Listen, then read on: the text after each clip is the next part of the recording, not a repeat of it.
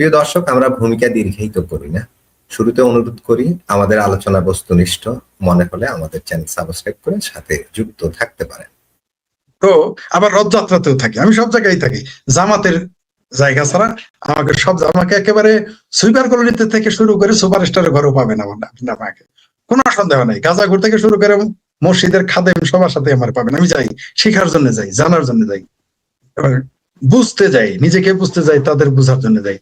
কারণ শুধু জ্ঞান শুধু বইয়ে থাকে না, জ্ঞান শুধু পাঠশালায় থাকে না, জ্ঞান সব জায়গায় থাকে। যাই হোক, যেটা বলতেছিলেন, এটা শিয়া সুন্নির যেমন আছে, ইরান আবার ভেতরে ভেতরে আমেরিকাকে, আপনি কি মনে করেন ইসমাইল হানিয়াকে যখন মারে, ইসমাইল হানিয়া ইরানে বৈশা আছে দাওয়াত খেতে, কেমনে জানলো? যতই বলেন সরকার কি করলো, কোনো না কোনো ভাবে। এই ইরানের সাথেও আমেরিকার এক সময় বন্ধুত্ব ছিল, এটা ভুলে যান কেন? পারমাণবিক বোমা তৈরি করার সকল সরঞ্জাম আমেরিকা দিয়ে দিয়েছিল, সব পরিকল্পনা হয়ে গিয়েছিল। আমি কিছুদিন আগে কয়েকটা বই পড়ে সেখানে ওগুলো পেয়েছি, আমেরিকানদের লেখা বই পড়ে পেয়েছি। তারা চলে গিয়েছিল, ইরানকে তারা পারমাণবিক শক্তির অধিকারী করে তুলতে চাইছিল।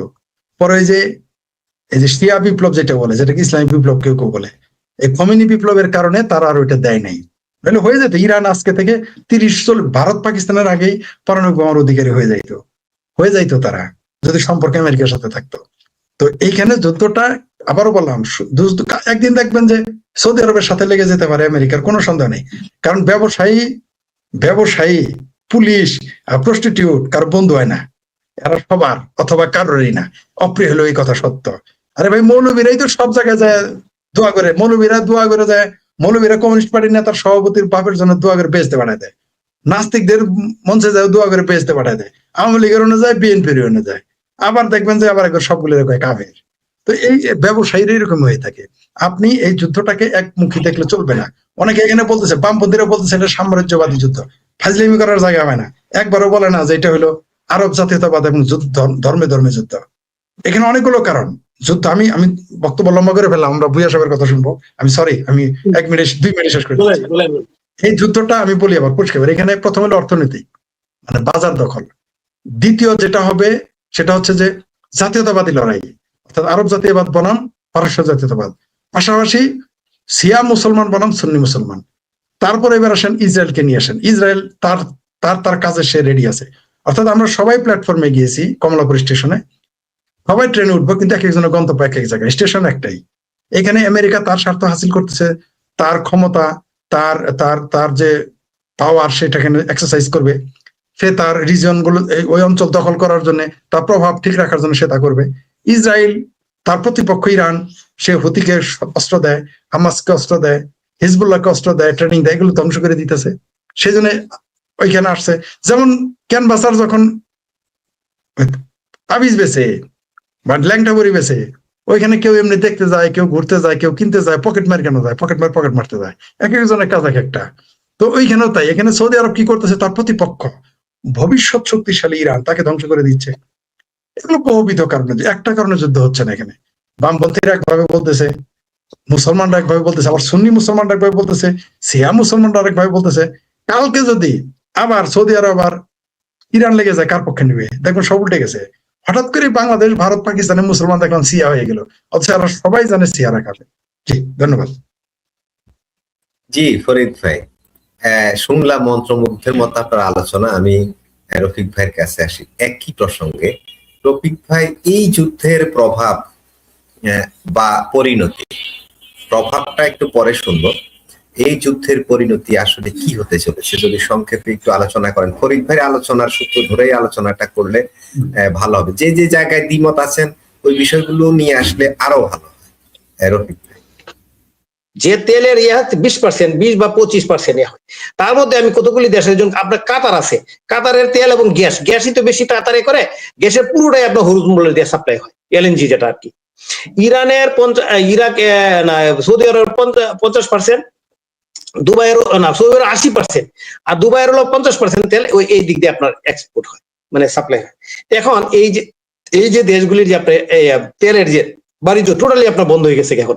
এবং আপনি ইরান যদি যতক্ষণ পর্যন্ত পরাস্ত না হয়, পরাস্ত কি, ইরান তো আপনি দখল করে নিতে পারবেন না। আপনি ইরান একটা, যেটা মানে এই জন্য বললাম অনেক জটিল ব্যাপার, এটা আপনি অনেক সময় লাগবে। এটা আপনি বলতে পারবেন, যেটা আলোচনা হচ্ছে যে তারা যদি এভাবে পরাস্ত করতে না পারে, ইনকারে যদি বর্ষত না আসতে পারে, তাহলে আপনি ইয়া পাঠাবে, আপনার স্থলবাহিনী পাঠাবে। তো স্থলবাহিনী পাঠালে কি হবে কি জানেন, আপনার গৃহযুদ্ধ শুরু হবে। গৃহযুদ্ধ শুরু হলে কি হবে, তাহলে ইরানের কিন্তু আপনার ইরান একটা বড় ধরনের বিশৃঙ্খলা থাকবে। তখন হরমুজ দিয়ে প্রতিনিয়তই দেখবেন ইয়ে হবে, আপনার আক্রমণ হবে, মানে ওই রুটটাই আপনার টোটালি বন্ধ হয়ে যাবে। টোটালটা যদি বন্ধ হয়ে যায়, তাহলে তেলের বাজারে, বিশ্ববাজারে একটা, বা এই যে আপনার গ্যাসের বাজারে বিশাল একটা বিশৃঙ্খলা তৈরি হবে। অলরেডি আপনার তেল এবং গ্যাসের দাম বেড়ে গেছে, সারা বিশ্বে বেড়ে গেছে। এখন পরিণতি যদি আপনি যদি এই যে তেল এবং গ্যাসের দাম যদি বেড়ে যায়, তাহলে আপনার কি হবে, জিনিসপত্রের দাম, আপনার যেগুলি উৎপাদন যেগুলি করে সেগুলি বেড়ে যাবে, বিদ্যুতের বেড়ে যাবে, কস্ট, মানে সবকিছুতেই কস্ট বেড়ে যাবে। সেখানে আপনার মানে সারা বিশ্বে একটা মানে বিশৃঙ্খল তৈরি হবে। সারা বিশ্বে কোনো ব্যাপার না, সবচেয়ে বিশৃঙ্খল তৈরি হবে কাদের জন্য, আমাদের দেশ মতন যারা মানে সেকেন্ড থার্ড ওয়ার্ল্ড কান্ট্রি, যেটা আমরা গরিব দেশ, তারাই এটি সহ্য করা খুব কঠিন। আর কিছু আছে উদীয়মান অর্থনীতির দেশ, আপনার ধরেন আপনার ভারত আছে, আপনার আছে, চায়না আছে, তারা কিন্তু প্রচুর তেল লাগে, কারণ চায়না এবং ভারতের যে লোক এবং তাদের ইন্ডাস্ট্রি, তারা বিভিন্ন ইন্ডাস্ট্রি যারা আছে, এই ইন্ডাস্ট্রি চালাইতে গেলে তার তেলের দরকার। আবার একদিন দিয়ে ভারত কি করে, রফিক ভাই একটু থামাই এখানে, যে আপনি যেটা বললেন হরমুজ প্রণালী বন্ধ হয়ে গেলে, অলরেডি তো হয়ে গেছেই, তো বাংলাদেশে কিন্তু 14 দিনের তেল রিজার্ভ আছে, 14 দিন পরে বাংলাদেশ তেলের জন্য হাহাকার পড়ে যাবে। তো শেখ হাসিনার সময় একটা সুবিধা ছিল, রাশিয়া থেকে তেল আসতো, ভারত থেকে এটা বাফার বলা হতো, ওদের ওইখান থেকে রিজার্ভ থেকে ভারত থেকে তেল নিয়ে আসতো বাংলাদেশ, কোনোভাবে ক্রাইসিস মেনটেন করতো। এখন যদি ভারতের সাথে সম্পর্ক খারাপ হয়, বাংলাদেশ কিন্তু ওই হেল্পটা পাবে না, বাংলাদেশের পরিস্থিতিটা তো ভয়াবহ পরিস্থিতি ধারণ করতে পারে। আপনার কি মনে হয়? না, আপনি এখন এটা তো হবে, পরিস্থিতি তো ভয়াবহ অবস্থা হবে। আমি তো বলছি থার্ড ওয়ার্ল্ড কান্ট্রি, আমাদের দেশের মতো যে দেশে, সেগুলির জন্য অবস্থা খারাপ হয়। আর আপনি ভারতের কথা যে নিয়ে আসছেন, ভারতের কাছে আপনি যাবেন কেন? ভারত আপনার সারাদিন বিরোধী করতেছেন, স্লোগান দেন, সারাদিন ভারতের কাছে যেতে চান কেন? এটা তো আমি বুঝি নাই। আপনি বর্তমান সরকারের লোক যারা আছে, বড় বড় যে রিজভি সাহেব, ভারতের কাপড় পরে আছে, তার নিজের যে বউর শাড়ি, তার নিজের শাল পুরাইছে, তাহলে সে আপনি ভারতের কাছে যাবেন কেন? এটা লজ্জা করার কথা আপনাদের। আপনি যে বিদ্যুতের কথা বলছেন, বিদ্যুৎ অলরেডি আপনার বন্ধ হয়ে যাচ্ছে। এই যে তেল এবং গ্যাসের যদি আপনার বন্ধ মানে হয়, যে এই যে তৈরি হয়, তাহলে আপনার বিদ্যুৎ উৎপাদন বন্ধ হয়ে যাবে।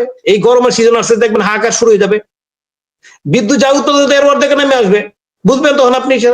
এই বিদ্যুৎ উৎপাদন বন্ধ হয়ে যাবে, তখন আপনার গার্মেন্টস ইন্ডাস্ট্রি বন্ধ হয়ে যাবে। আপনি এই যে নিয়ে আলোচনা করেন, আমরা এই জিনিসটা আসলে কখনো বলেন না। শেখ হাসিনা যখন আপনি ক্ষমতা নেওয়ার পরে 2008 সালে পরে ব্যবসায়ীরা কি বলছো, যে আপনি যেভাবে হোক বিদ্যুতের ব্যবস্থা করেন, আমরা বিদ্যুতে বেশি দাম দিয়ে কিনবো, তবু আপনি বিদ্যুতের ব্যবস্থা করেন। তখন ব্যবসায়ীদেরকে নিয়ে আলোচনা করলো যে আমরা তাহলে ইনস্ট্যান্ট আপনি বিদ্যুৎ তৈরি করতে, তাহলে পাওয়ার প্লান্ট যেটা আপনার কি না বলে এটা, ইনস্ট্যান্ট পাওয়ার এনার্জি যেটা করে, এগুলি ভাড়া পাওয়ার প্ল্যান্ট আনিয়া তারা বিদ্যুতের দ্রুত গতি বিদ্যুৎ উৎপাদন করে সাপ্লাই দেওয়া শুরু করলো। এই তো পরে আপনার গার্মেন্টস দ্রুত গতি আগাইলো, তাই না? এরপর আস্তে আস্তে সাথে সাথে স্থায়ী প্ল্যান্ট তৈরি করলো শেখ হাসিনা। এখন এটির জন্য আপনার বলতেছে, বলেন কি, যে হাজার হাজার কোটি টাকা ওই প্ল্যান্ট দিয়ে আপনার পাচার করে দিছে। এখন আপনি আবার ভারত থেকে আনতে যাবেন কেন? ভারত থেকে আনতে যাবেন কেন?